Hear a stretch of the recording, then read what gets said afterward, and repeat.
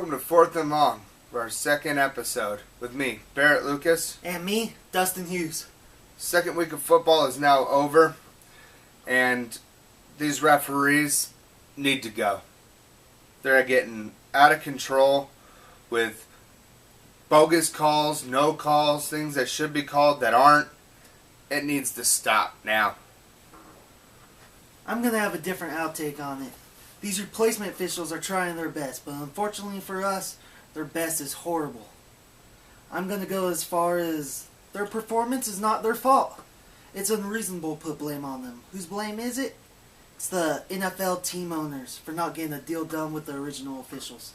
I agree that it is the NFL owners' fault, but you can't just let the refs off the hook that easy. It is their fault. They're the ones on the field that are here to enforce the rules, protect the players, and to get things done. These replacement refs have walked up to players. LaShawn McCoy has said that he's had refs come up to him asking him that, or telling him that he needs to have a good fantasy week for him. It should not be about the refs and their fantasy football team. You need to be protecting these players, enforcing the rules of the game, and knowing the rules of the game. If you don't know the rules of the game, tell someone, I don't know, or get out.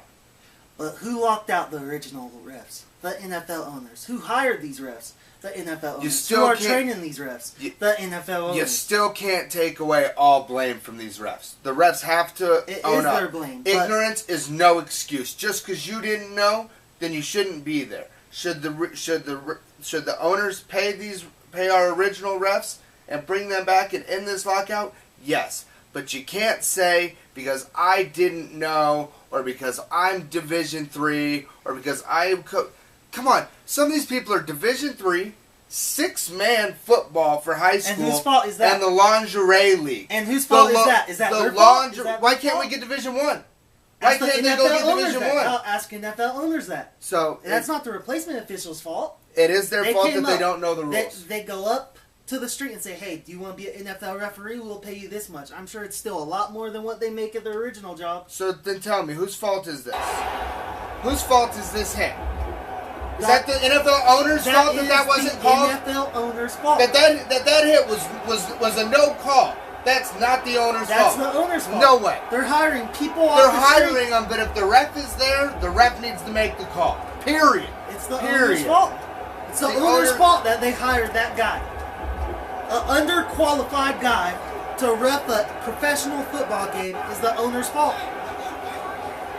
Underqualified, yes. But the fact that you cannot make a call... Because there's not just one guy that missed that call. There's, 5 officials on that field that were probably able to see that? But you call... But instead you made and the call... there wasn't one flag thrown. Yeah, there was a flag thrown for sure. Well, not for that But it was play. for pushing Russell Wilson out of bounds. On that... Which leads me to the next point. On that illegal hit, there was not one flag. Which leads me to the next point. USA Today reports that these coaches are being approached by gamblers in order to throw games because they're not making very much money. That's not the owner's fault. That's not. If they're throwing games or they're missing calls on purpose to make more money, that does not have to do with the owners. Yes, the NFL owners hired these guys off the street just to make time go by while they try to get a deal done with the original referees. That still doesn't change the fact that if they're missing calls on purpose because someone else is paying them more money, that is not the owner's problem. That's the ref's fault for throwing a game. And it's the owner's fault for hiring them. They hired them. The NFL league hired them. Which the is league ran by hired what? them. The owners. Who owns the NFL? The NFL team owners. And they hired Roger Goodell. They all voted upon this, Roger Goodell, to be the head of the owners. And that's how the NFL is ran. It still doesn't change. It is their fault. It still does not change the fact. Every ruling, everybody that comes in goes through the owners. Or goes through Goodell, who is the word for the owners.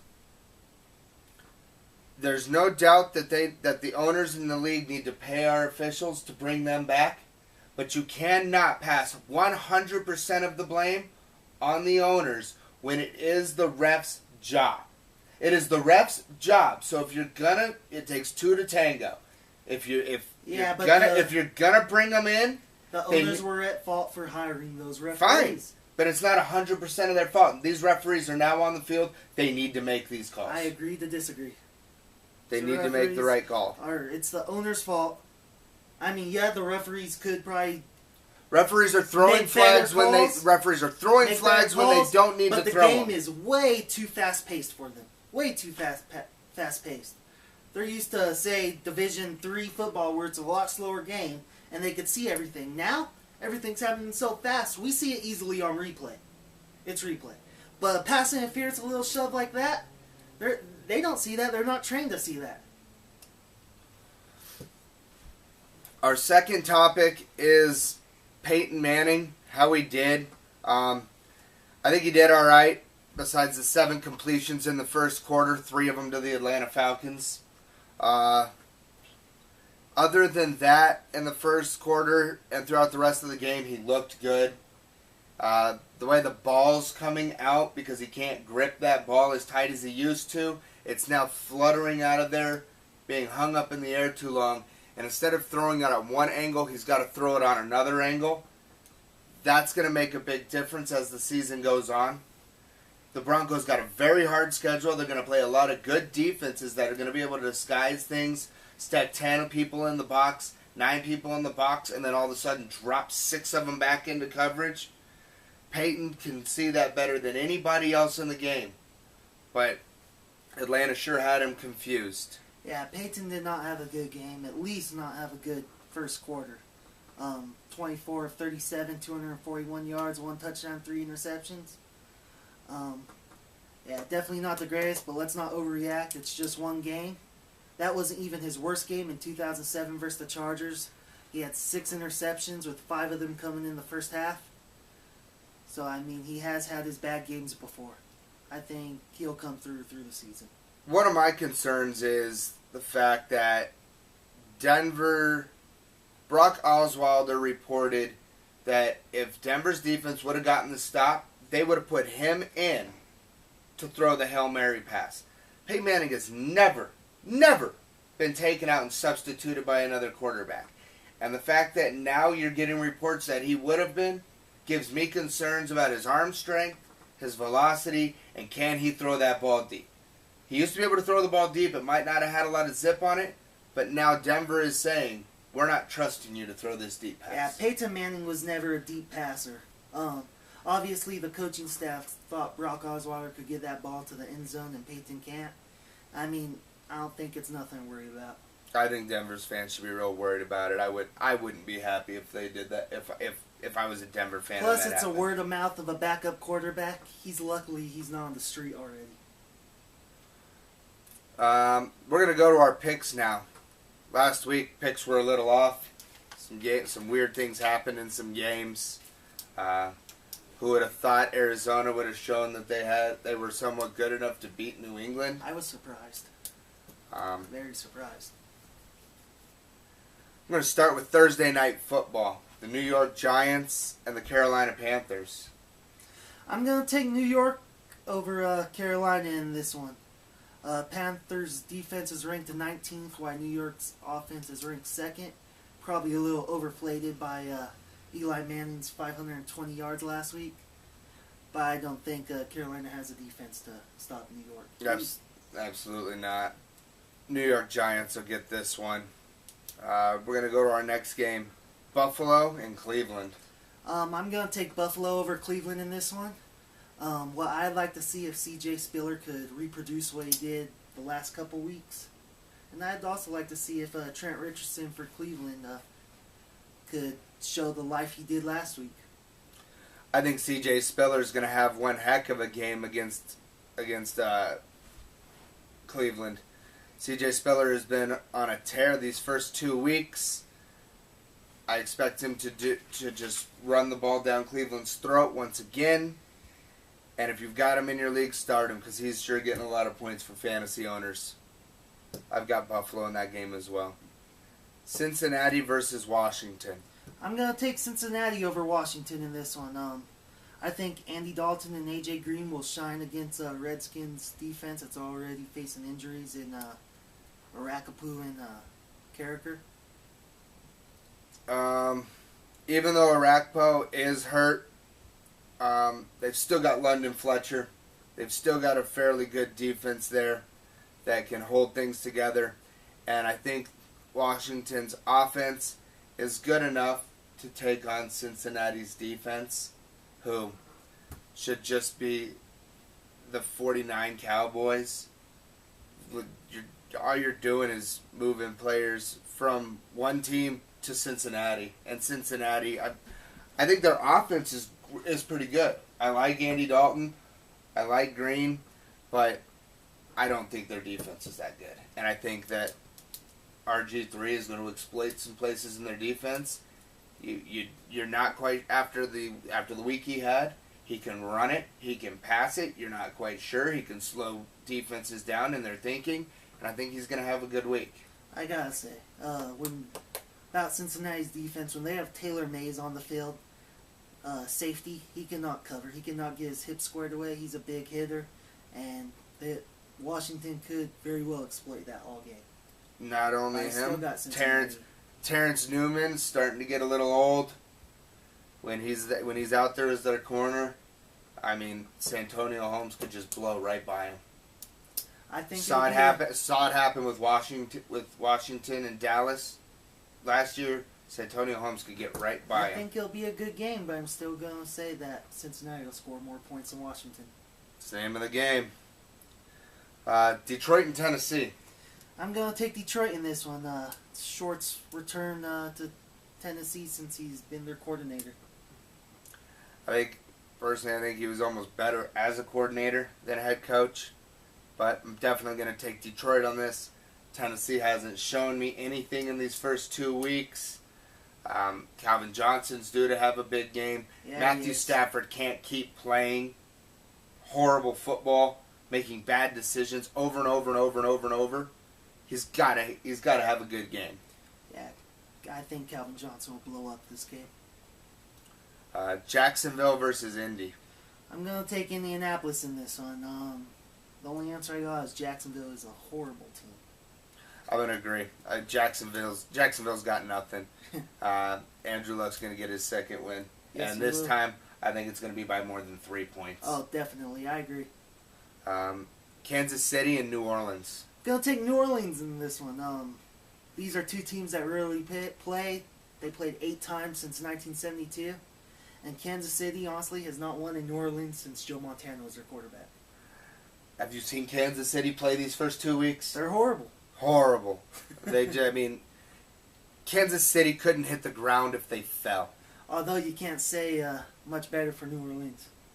I can say that New Orleans has put up more points than Kansas City has. They definitely has. And so you have 2 horrible defenses going up against one offense that is at least run by a quarterback that can throw the ball fairly well. Yeah, Matt Castle, he's not good at all.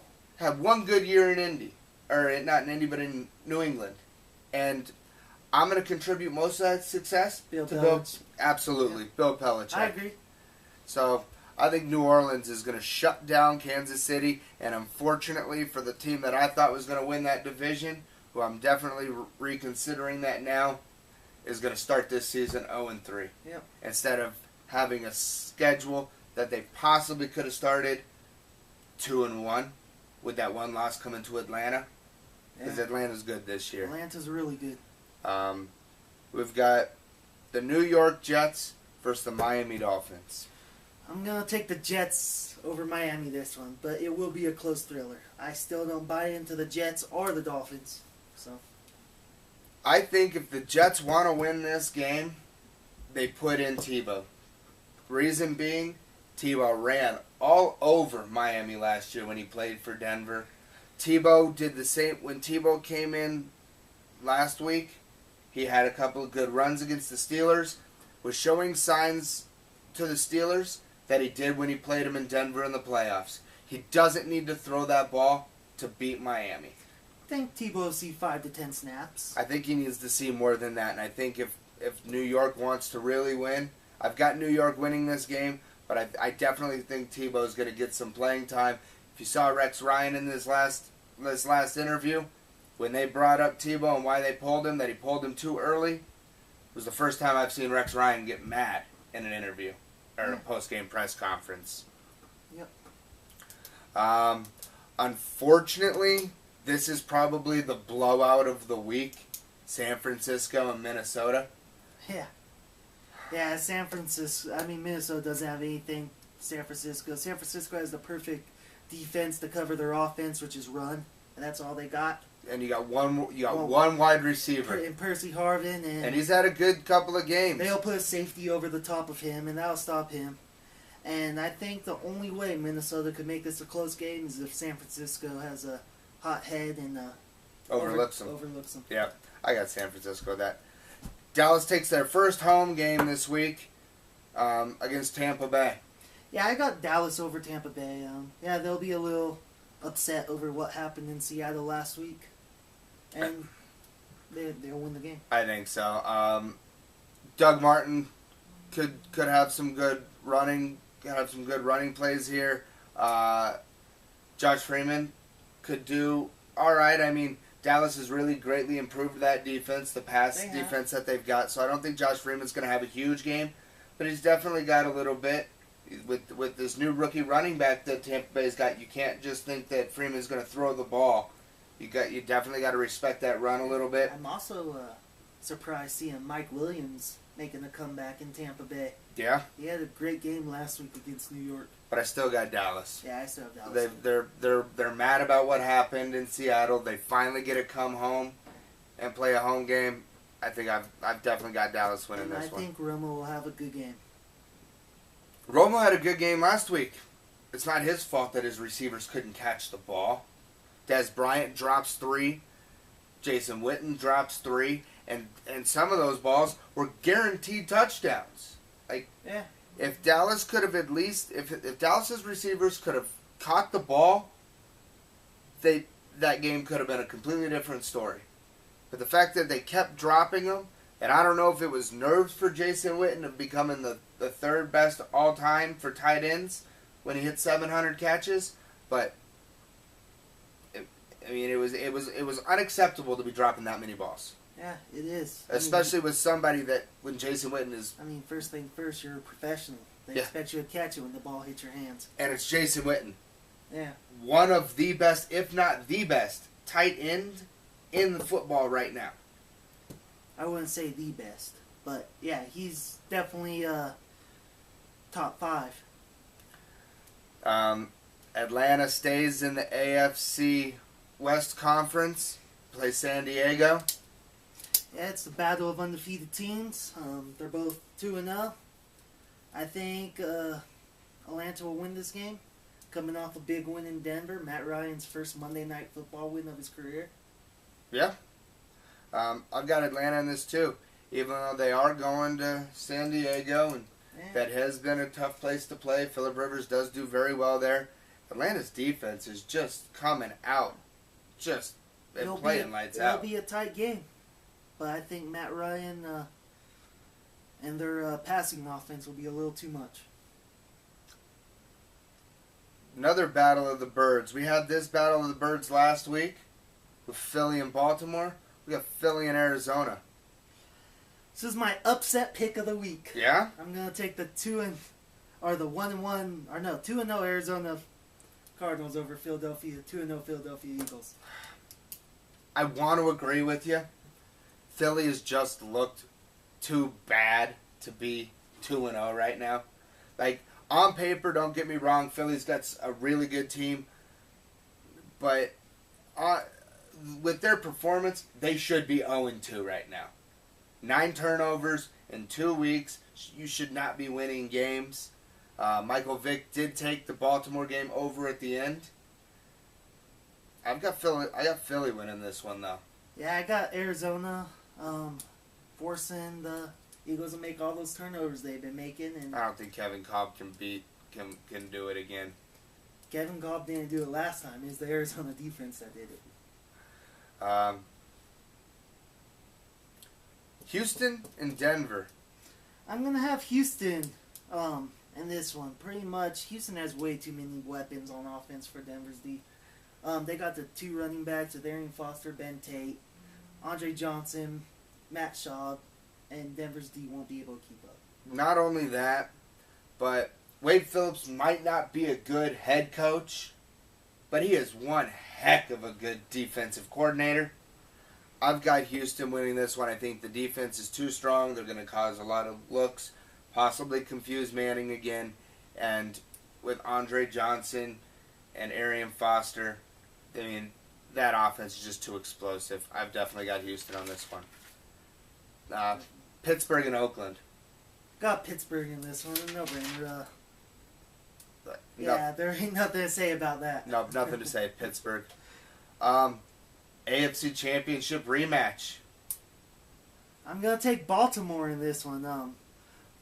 Baltimore's at home, and it'll be a tight game. But did we see what New England's capable of last week against Arizona? Better not hope it comes down to a field goal. Yeah, You don't have Adam Vinatieri anymore. You can't do this winning by 3 like you did in your Super Bowl years. I've got Baltimore in this one.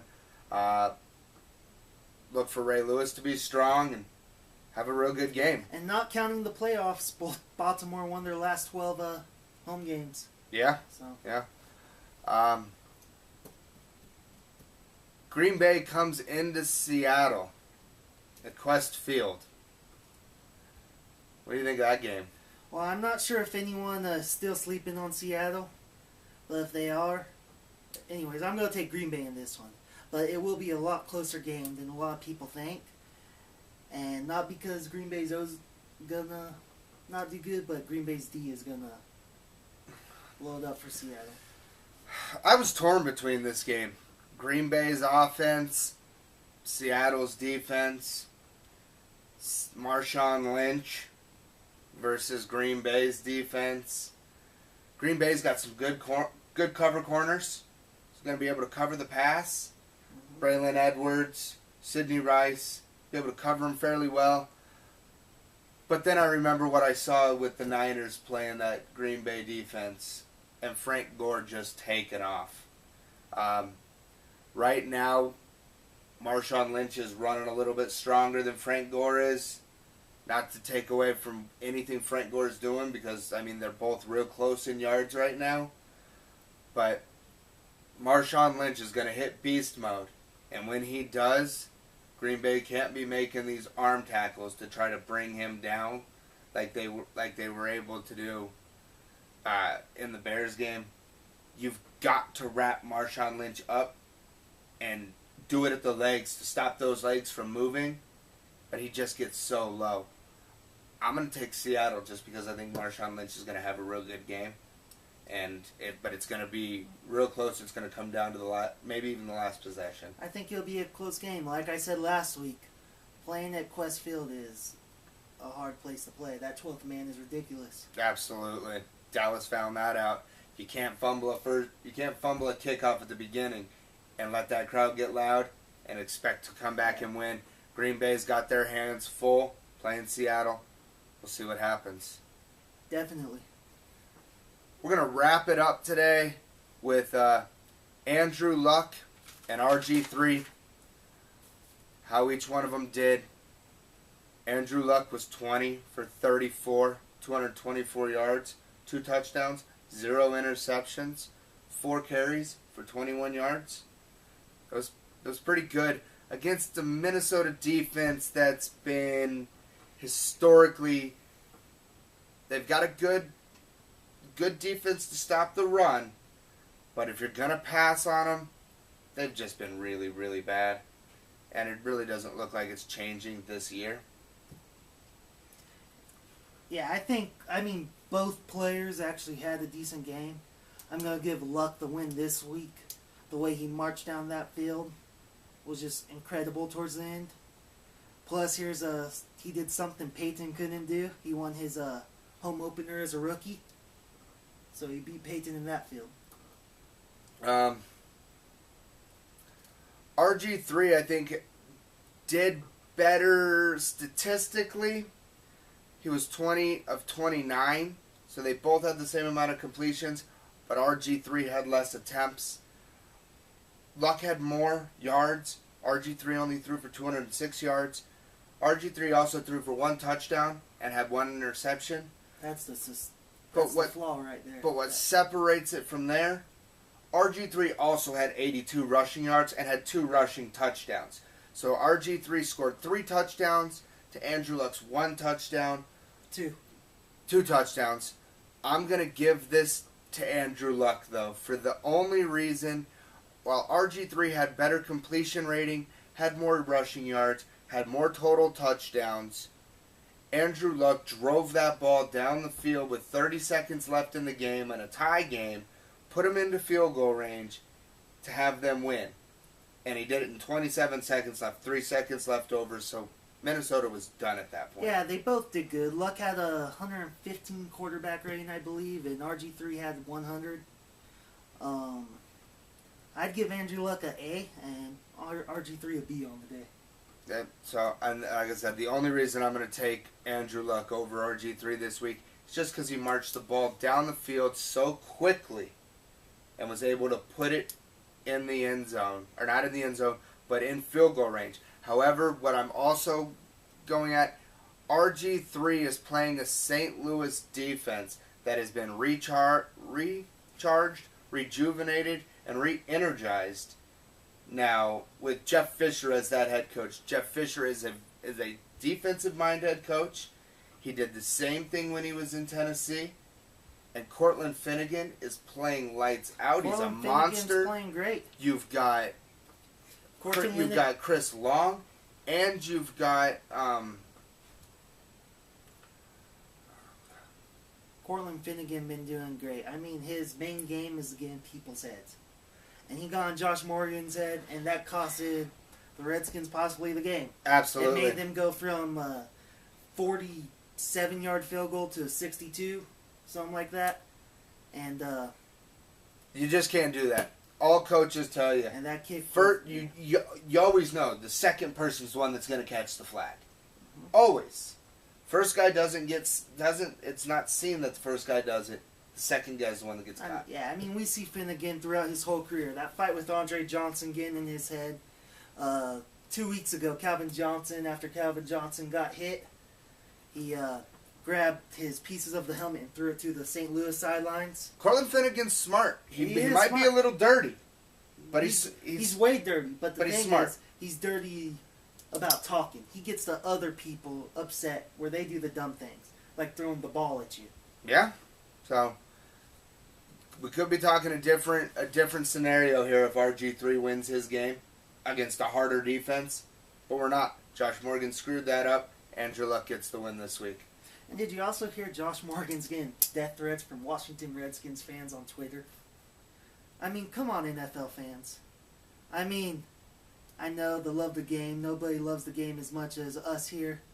But really, death threats? It happens.